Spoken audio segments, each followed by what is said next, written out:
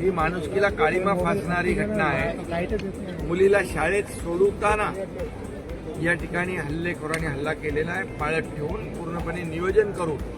हा नियोजित कटाचा भाग आहे आणि यामध्ये पूर्णपणे प्लॅनिंग करून या सामाजिक कार्यकर्त्याला मंगेशला मारलेला आहे। त्याच्या परिवारच्या भावना अतिशय तीव्र आहेत, इथल्या जनतेच्या भावना देखील अतिशय तीव्र आहेत आणि म्हणून जे कोणी याच्यामध्ये आरोपी आहेत हे सर्व आरोपी यांना ही केस फास्ट ट्रॅकवर घेऊन विशेष सरकारी वकील देऊन मोका अंतर्गत कारवाई करून या सर्व आरोपींना फाशीची शिक्षा झाली पाहिजे अशा प्रकारची त्यांची भावना आहे। नक्कीच अशा प्रकारची वृत्ती खेचून काढली पाहिजे।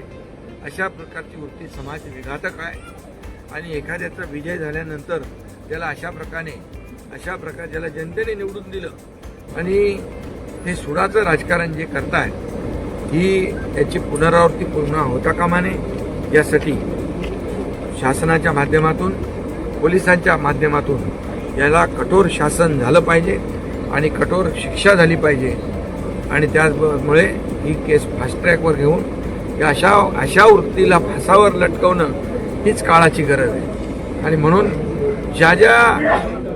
जे लोकांचा याच्याशी आरोप या गुन्ह्याशी संबंध असेल या सर्व गुन्हेगारांना पोलीस शोधून काढतील आणि त्यांना फासावर लटकवण्याचं काम देखील या ठिकाणी न्यायालयामध्ये तशा प्रकारची केस हे करून या परिवाराला आणि या समाजसेवकाला न्याय देण्याचं काम न्यायदेवता करेल। सर, अशा प्रकरणामध्ये राष्ट्रवादीच्या नेत्याचंच नाव महाराष्ट्रामध्ये पुढे येते।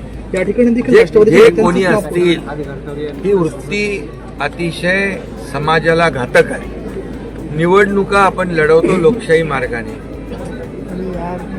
हार जीत होते, परंतु अशा प्रकारचं सुडाचं राजकारण करणं आणि एखाद्याचा जीव घेणं ही खरं म्हणजे समाजामध्ये एक अतिशय विकृत आणि समाजाला घातक अशा प्रकारची घटना आहे आणि म्हणून ज्या पद्धतीने निर्गुणपणे या समाजसेवकाचा खून केलेला आहे त्यांना कोणालाही सोडणार नाही।